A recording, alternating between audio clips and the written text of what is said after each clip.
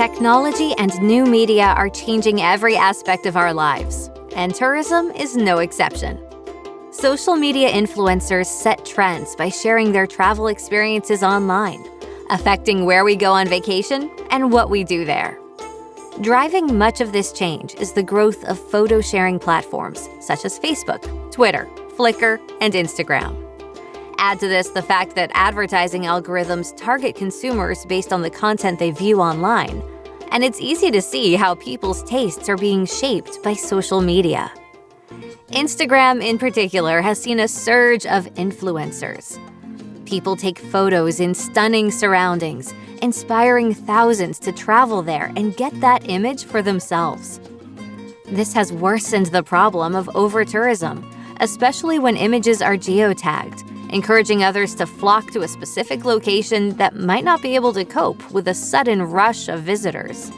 A survey that asked what millennials most look for when choosing a travel destination found that over 40% were influenced by how Instagrammable the destination was.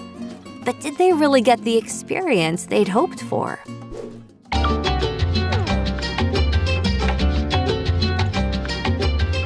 Instagram has more than 1 billion active monthly users.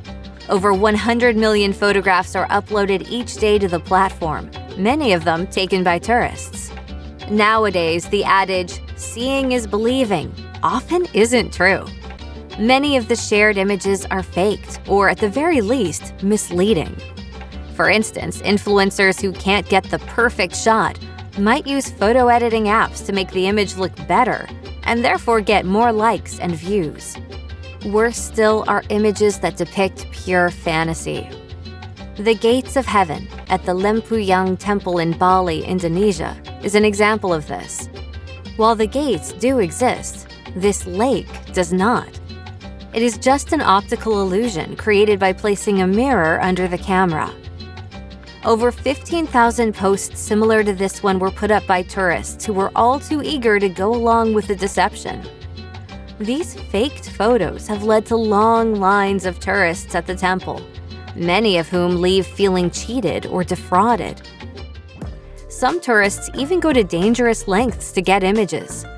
People have taken selfies while perched on cliff edges, leaning out of moving trains, and climbing live volcanoes. Hundreds of deaths have resulted. The scramble to take photos can also harm others. Selfie sticks have been banned in several locations, including France's Eiffel Tower, because they pose a physical danger to other tourists. It also harms animals and the natural environment. In Spain, a stranded baby dolphin who had lost its mother died after being handed around and photographed. Rather than calling animal rescue, tourists were more concerned with capturing images.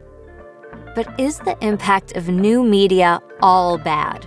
Or can it benefit tourism?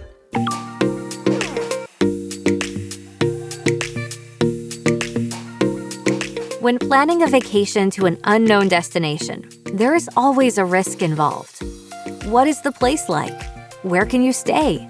What can you do? How will you get around? Honest reviews and the sharing of experiences on social media can help people make informed choices about their travels.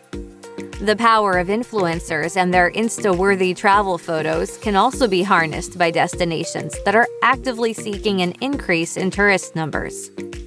In 2015, a small town in New Zealand called Wanaka tried a different tactic to increase visitors to the area. It created the Wanaka Influencer Program, which paid for influencers' accommodations and activities in the area in exchange for social media posts and photos. Photos posted by influencers on Instagram received up to 50,000 likes, and by the end of the next year, the number of visitors to Wanaka had grown by 14%. The allure of sharing happy snaps with the world has had an undeniable impact on tourism trends. But as with all technology, these changes can be either harmful or helpful to destinations and travelers alike. Whether doing it for the gram has a positive or negative impact ultimately depends on the choices made by travelers. If you liked this video, You can find it and so many more at clickview.net. Sign up for free today.